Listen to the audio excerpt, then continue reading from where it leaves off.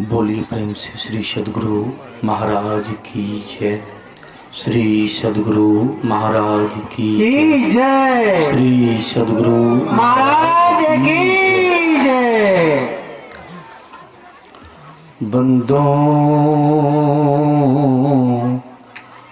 गुरुपद कंज कृपा सिंधु नर रूप हरि महामोह तम पुंज जासु वचन रविकर निकर। धन्य धन्य सद्गुरु सुखद महिमा कही न जाय। जो कुछ कहूँ तुम्हारी कृपा मोते कछु न बसाई। जो कुछ कहूँ तुम्हारी कृपा मोते कछु न बसाई। सद्गुरु महाराज के श्री चरणों में कोटि कोटि नमन। पूज्य गुरुजन, श्रद्धेय सम्माननीय महात्मागण, धर्म प्रेमी सदात्माओं, माताओं एवं बहनों, हम लोग 2 दिवसीय कार्यक्रम के पहले दिन के दूसरी पाली के सत्संग में उपस्थित हैं और इस समय चर्चा हो रही है और ये चर्चा भगवान श्री राम ने अपने समस्त गुरुजन और नगरवासियों के समक्ष किया था। मैं समझता हूं कि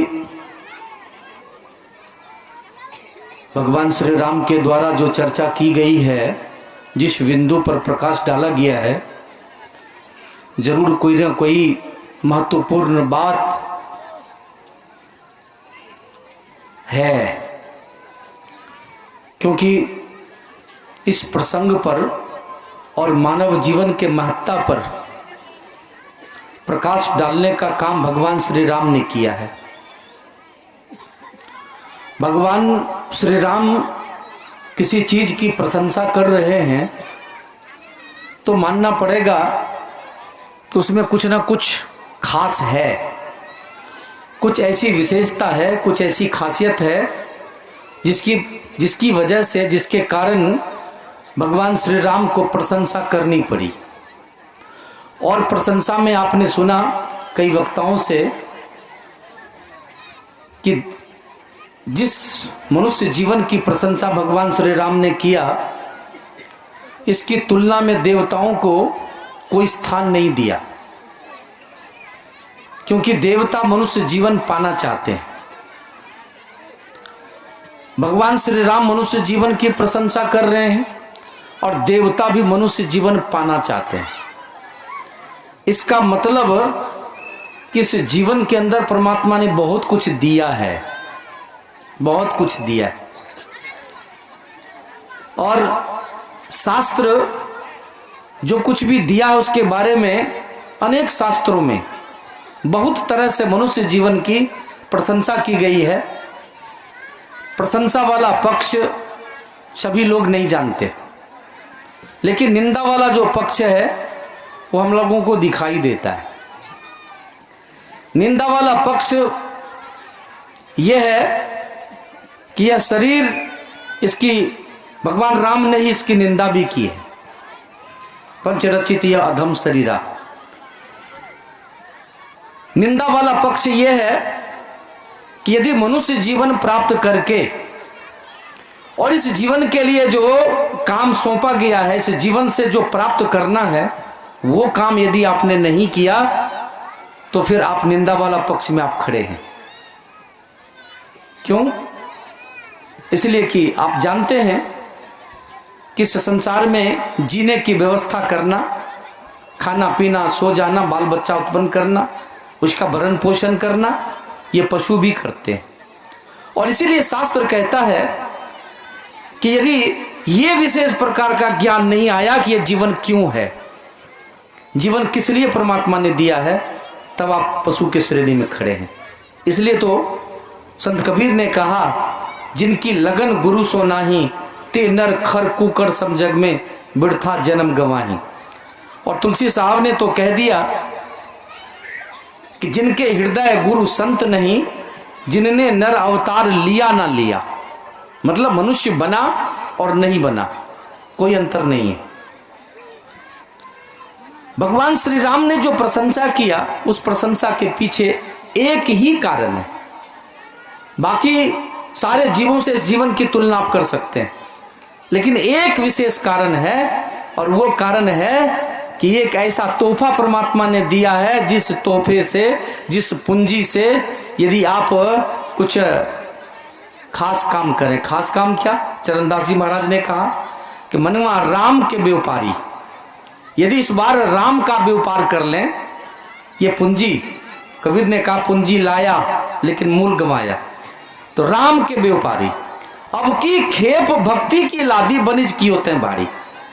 बहुत बड़ा व्यापार करना चाहते हैं, ऐसा व्यापार जो कभी घाटे का नहीं होता, जो कभी नुकसान का नहीं होता, ऐसा एक ही व्यापार है। बाकी जितने व्यापार हैं उसमें नुकसान भी होता है और फायदा भी होता है, और अंततः उस व्यापार का जो लाभ है वो 0 पॉइंट पर आपको आउट कर देता है, 0 पॉइंट पर आपके पास कुछ नहीं होता है। लेकिन ये एक ऐसा व्यापार, चंद्रदास जी महाराज कहते हैं, यदि राम का व्यापार कर लो, ये कैसा धन तुम्हारे पास होगा जो कभी तुम्हारा साथ ही नहीं छोड़ता है। कबीर सो धन सींचिए जो आगे की होए, शीश चढ़ाए गठरी जाते ने देखा कोई। ऐसा धन, कबीर सब जग निर्धना, धनवंता नहीं कोई, धनवंता सोई जानिए जाके सत्यनाम धन हो। जिसके पास सत्यनाम का धन है वही वास्तव में धनी है। और संतों के ज्ञान के मुताबिक और भगवान श्री राम के मुताबिक मनुष्य जीवन जीने की सफलता का एक ही काम बताया गया है, और वो काम है कि आपको मोक्ष मार्गी होना है। समस्त दुखों से और समस्त जीवन में आने का जो ये सिलसिला है, जिस वासना के कारण आपको विभिन्न प्रकार के शरीरों में जाना पड़ता है और सदियों से नाना प्रकार की दुर्गति में पड़े हैं, उस दुर्गति से बाहर निकलने का मार्ग आपके भीतर है, और इसी को मोक्ष मार्ग कहते हैं। और भगवान श्री राम ने इस जीवन की प्रशंसा करते हुए यही कहा था, साधन धाम मोक्ष कर द्वारा। इस जीवन की विशेषता इसलिए है क्योंकि तुम्हारे शरीर के भीतर में मोक्ष मार्ग है, और यही विशेषता किसी अन्य जीवन में नहीं है, इसी एक विशेषता के कारण। और आपने काकभूषुंड जी के उन उपदेशों को भी सुना, जब उनसे पूछा गया था कि सबसे उत्तम शरीर कौन सा है, तो काकभूषुंड जी ने कहा था, नर समान नहीं कवने देही। क्यों? तो उन्होंने इसकी विशेषता को बताया। स्वर्ग नरक अपवर्ग निसेनी, इस शरीर के अंदर 3 सीढ़ियां परमात्मा ने देके भेज दिया। प्रथम सीढ़ी पर तो कोई नहीं चढ़ना चाहता, नरक वाली सीढ़ी पर। गुरु महाराज जी कहते थे, तुम्हारे शरीर के अंदर स्थित अंधकार नरक के तरफ जाने वाली सीढ़ी है, इसलिए इस सीढ़ी पर तो कोई चढ़ना नहीं चाहता। और दूसरा जो सीढ़ी है, उस सीढ़ी पर चढ़ के आप स्वर्ग जा सकते हैं। लेकिन भगवान राम ने कहा, यदि तुमने ऐसा भी कर लिया तो समझो सौदा घाटे का रहा, नुकसान का सौदा रहा। यही तन कर फल विषय ना भाई, स्वर्ग स्वल्प अंत दुखदाई। स्वर्ग का सुख अंत में दुख देने वाला होता है, और मनुष्य जीवन प्राप्त करके यदि आपने स्वर्ग भी प्राप्त किया तो ये नुकसान का सौदा रहा। और गुरु महाराज जी कहते थे, तुम्हारे शरीर के अंदर स्थित प्रकाश ये स्वर्ग में जाने की सीढ़ी है, लेकिन तीसरी सीढ़ी जो है मोक्ष में जाने की सीढ़ी, स्वर्ग नरक अपवर्ग, मोक्ष में जाने वाली सीढ़ी, वो सीढ़ी कौन सी है? तो आपके इसी शरीर के भीतर में जब आप दृष्टि योग की क्रिया करते हैं, एक बिंदुता की प्राप्ति होती है, और उस एक बिंदुता की प्राप्ति के साथ ही परमात्मा आपके लिए शब्द की व्यवस्था कर देते अपने पास बुलाने के लिए। सुन लामका पे पहुंच के तेरी पुकार है आ रही दूर से सदा तेरे बुलाने के लिए। हमेशा से जब से ये सृष्टि हुई तभी से परमात्मा लगातार आपको बुला रहे हैं उस शब्द के माध्यम से। संतों ने कहा जिस दिन तुम बहिर्मुखी से अंतर्मुखी होके उस मोक्ष मार्ग के मुहाने पर जाओगे, उसके दरवाजे पर जाओगे, तुम्हें परमात्मा की आवाज, बुलाने वाली आवाज सुनाई पड़ेगी।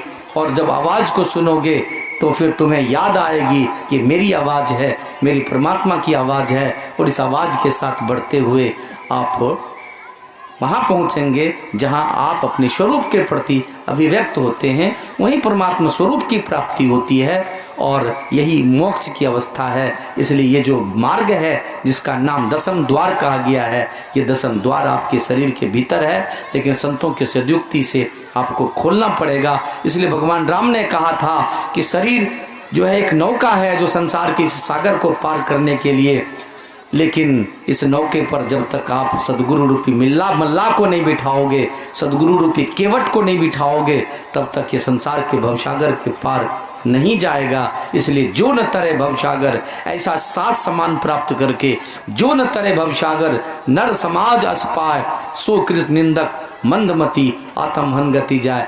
ऐसी सुविधा, ऐसा साधन, ऐसी अनुकूलता प्राप्त करके जो संसार के भवसागर को पार करने की तैयारी नहीं करते हैं, भगवान राम कहते हैं समझो उसने अपने जीवन में आत्महत्या का पाप ले लिया।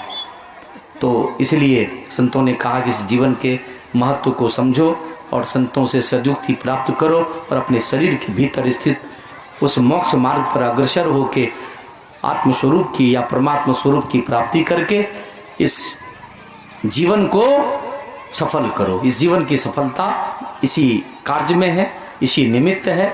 इसलिए हम लोगों को ऐसा करना चाहिए। बोलिए प्रेम से श्री सद्गुरु महाराज की जय।